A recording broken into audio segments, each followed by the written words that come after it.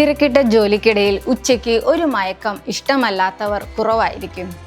ഒരു രാത്രി മുഴുവൻ പൂർണ്ണമായി ഉറങ്ങാൻ കഴിയാത്തവർക്ക് ഉച്ച കഴിഞ്ഞുള്ള ഈ ഉറക്കം വലിയ ആശ്വാസമാണ്.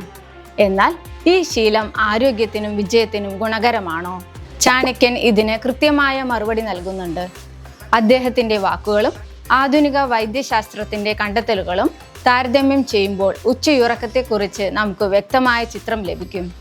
രാഷ്ട്രതന്ത്രജ്ഞനും സാമ്പത്തിക ശാസ്ത്രജ്ഞനുമായിരുന്ന ചാണക്യൻ ജീവിത വിജയത്തിന് അച്ചടക്കമാണ് പ്രധാനമെന്ന് വിശ്വസിച്ചു. അദ്ദേഹത്തിന്റെ അഭിപ്രായത്തിൽ പകലുറക്കം ഒരാൾക്ക് ദോഷകരമാണ്.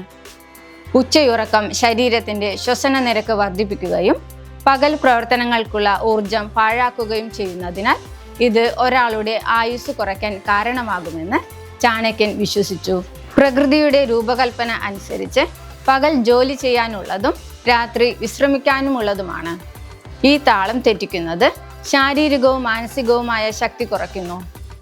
പകൽ ഉറങ്ങുന്നവർക്ക് ഉത്സാഹം നഷ്ടപ്പെടുകയും കർത്തവ്യങ്ങൾ ഫലപ്രദമായി നിർവഹിക്കാനുള്ള തീവ്രത ഇല്ലാതാവുകയും ചെയ്യുന്നു. അദ്ദേഹത്തിന്റെ വാക്കുകളിൽ ജോലിക്കിടയിൽ ഉറങ്ങുന്നവർക്ക് ഭാവി നഷ്ടപ്പെടും.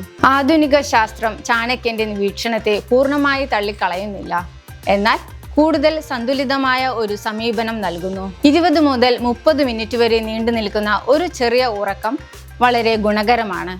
ഇത് ജാഗ്രതയും ഊർജവും വീണ്ടെടുക്കാൻ സഹായിക്കുകയും ഉന്മേഷം നൽകുകയും ചെയ്യും. എന്നാൽ ഉച്ചയ്ക്ക് 2-3 മണിക്കൂർ പതിവായി ഉറങ്ങുന്നത് ദോഷകരമാണ്.